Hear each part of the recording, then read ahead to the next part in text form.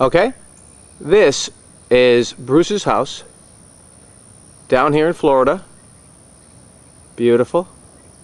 Guy does okay. Worked hard. Scoop's garage. Not bad. Kind of clean. Kind of organized. Better than mine, that's for sure. Anyway, what I'm pointing out is this right here. This big box. This big box, as you can see, is got many boxes to it. This is a crate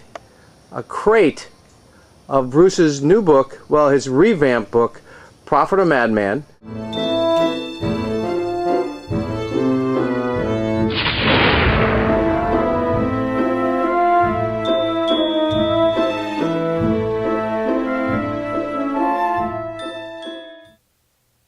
So nighttime came. Nighttime came, and we needed a place to sleep. So a couple of them, us, the group, stayed at the local hotel. My wife and I, we went over to Bruce's home where he sleeps.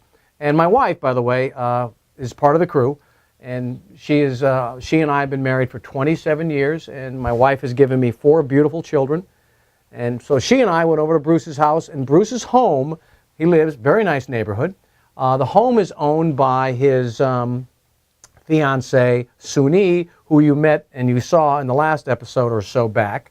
And anyway, Bruce lives there, and he, I don't know if he pays rent or not, but who cares? Because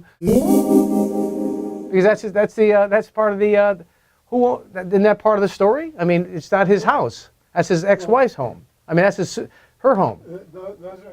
But I don't want him to think that he owns it because he's an ice cream man. He's poor. He's got a pool. Those are subtleties. We've taken ourselves outside of the realm of duality, and we're not judging in that moment. How else are you going to be content either way? Right? So that ultimately is where we are to move ourselves. But how are you condemning if you try and be good at how is that condemning? What you're doing is you're keeping the energy alive, the energy of judgment. Right. All right, you're fueling it. Because you're labeling it your actions good, therefore anything else is bad. Exactly. Now, you remember what Christ said when he said, "The righteous will never inherit the kingdom." What is the righteous? I'm so good. I'm better than this one, and this one, and this one, and this one, and this one. I wouldn't do such and such, and how can they do this? And I am. And I'm ready for heaven. And Jesus says, I'm sorry, you'll never make it. Well, that's why. Because you're choosing to be here. You're not choosing to be in heaven. As Christians, we're taught you've got to be good to go to heaven. No, you've got to be loved to go to heaven.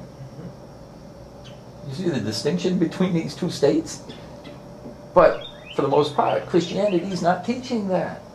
And that's exactly why, because we're teaching judgment, that's exactly why we can drop bombs on another country and kill people. Because we're better. But would you say too that earlier you said if you choose love, then ultimately you get to a level where you would never allow yourself, you just could not do certain things, right? That we would label bad. So ultimately, if you choose love, you're never going to be able to do something that in this world we would call it bad. You would only do good things. Ultimately, I would say that if you're choosing love, you're allowing spirit to dictate your action in every given moment. And everything you do is going to bring positive response from the universe. I don't want to say it's going to be good or bad. It's going to be a positive, growing experience. Because God is calling us to awaken ourselves. And this world is there for that purpose. Go back to the beginning. We were awakened to our oneness with God. We're communicating with God. What changed? According to that story, the only thing that changed the apple is representative of choosing to see things dualistically.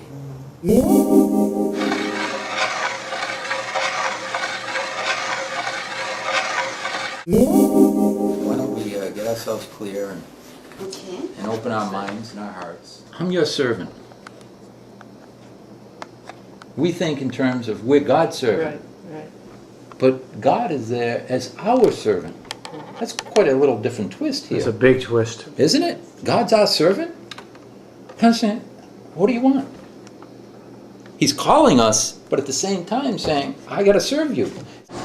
You're really an ice cream, huh? This isn't some joke? Is it a joke? I don't know. What? Do you think that your husband has all his marbles? Do you think that he's insane or he's a madman? He's not a madman. That I know that. He is or he is not? He's not a madman. That I know that. If people can find, the Virgin Mary and chocolate drippings behind one of their chocolate machines in a factory, I think that God can talk to an ice cream man. In life, there's two roads. Either you go down the narrow road that leads to greatness alongside with God, or you lead down a wide road that leads to the lake of fire. Born in Worcester, Massachusetts, grew up in Shrewsbury. It's a town, the suburb of Worcester.